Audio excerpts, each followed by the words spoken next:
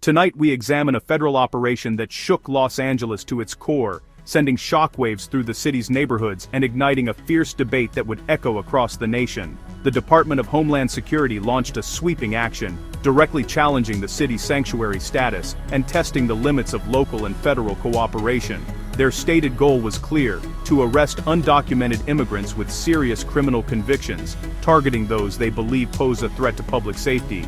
Los Angeles, like much of California, restricts local police from aiding federal immigration agents, a policy designed to build trust in immigrant communities and encourage cooperation with law enforcement. But DHS argued these policies shield dangerous criminals, making it harder to remove individuals they say threaten the community. In June 2025, thousands of federal agents descended on the city, executing warrants for individuals convicted of crimes ranging from theft to homicide, and sparking fear and uncertainty among residents. The operation was a bold assertion of federal authority, carried out regardless of local opposition, and in defiance of city leaders who vowed to protect their residents. For months, Los Angeles became the epicenter of a national debate over immigration, public safety, and states' rights, with news crews and protesters flooding the streets. The city's resistance was fierce. Politicians, activists, and residents pushed back, organizing rallies, speaking out at city council meetings, and demanding answers from officials. The operation's implications reach far beyond Los Angeles, raising questions about who is responsible for public safety when federal and local governments clash, and what happens when their priorities diverge. What happens when federal and local governments have conflicting views on the law? How do communities navigate the uncertainty that follows? Who is ultimately responsible for the safety and well-being of these communities? And how do families and neighborhoods cope with the fallout? Tonight, we explore the details and the fallout of this unprecedented operation. We'll hear from those on both sides of the conflict and examine what it means for the future of immigration enforcement in America. Let's dive in. The numbers are staggering. Over 10,000 arrests in Los Angeles during the DHS operation. Federal agents targeted individuals with outstanding deportation orders and criminal records, operating without local police support. DHS called it a major success, emphasizing that every person arrested had a prior criminal history. The sheer scale, 10,000 arrests, underscored the federal commitment to enforcement, but also revealed the vast number of undocumented individuals with criminal convictions. Each arrest was more than a statistic. It meant a family disrupted, a community changed. For DHS, these were targeted removals of criminals. For critics, it was a campaign of fear that sowed distrust and upended lives. The operation's impact rippled through neighborhoods, altering the city's social fabric. The debate over what these numbers mean is far from settled. The story behind each arrest is complex and deeply personal. The consequences are still unfolding. DHS was quick to publicize the most serious offenders arrested, making sure the public knew about the gravity of the crimes involved. They highlighted cases involving murder, kidnapping, sexual assault, and armed carjacking, crimes that spark immediate concern and outrage in any community. Examples included Juan Carlos Tamayo, convicted of homicide, and Rene Reyes Miranda, convicted of a sex offense against a child. These names were put forward as proof of the operation's necessity. DHS argued these were not random sweeps, but focused efforts to remove dangerous criminals from neighborhoods, emphasizing precision and intent. The agency's message was clear.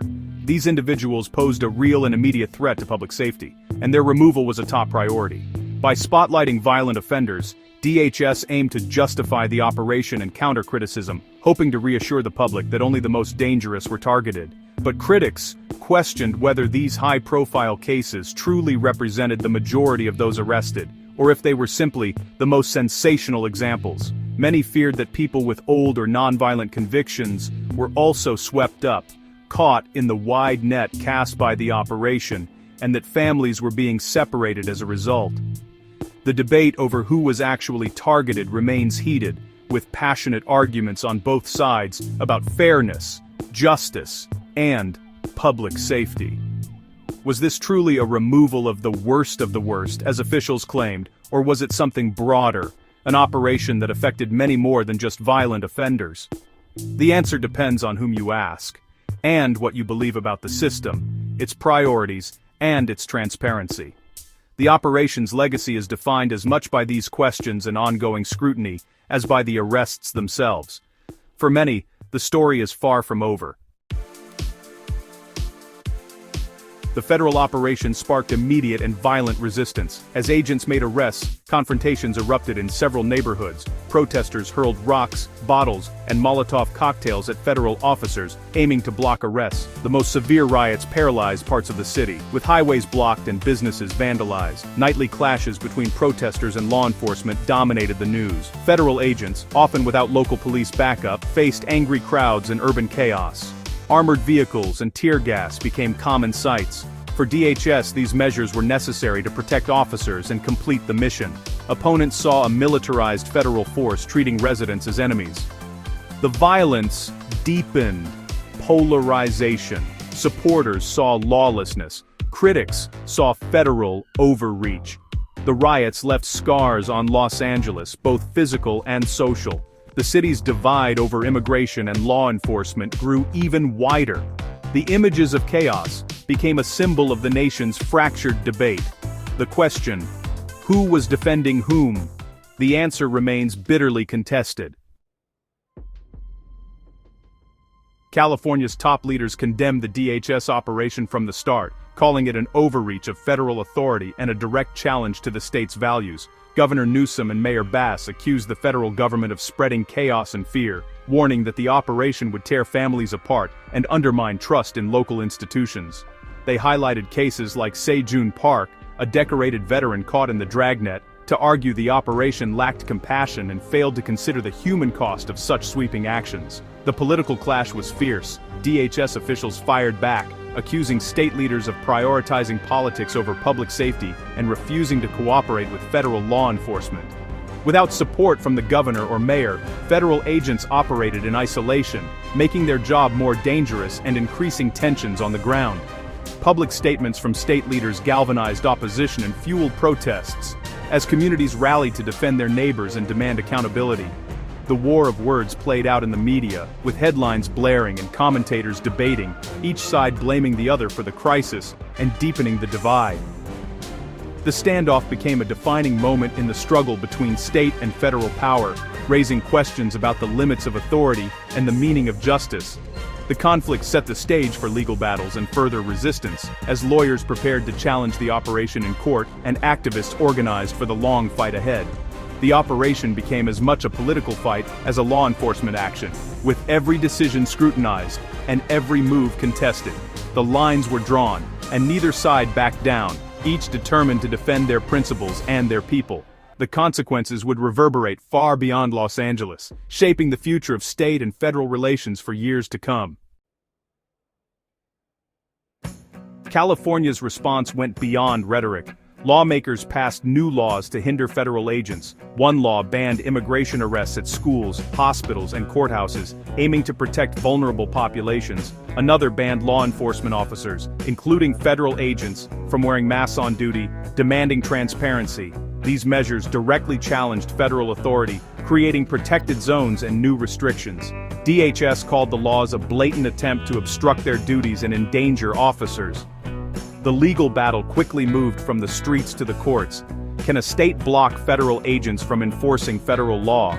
The answer could reshape the balance of power nationwide. The stakes have never been higher.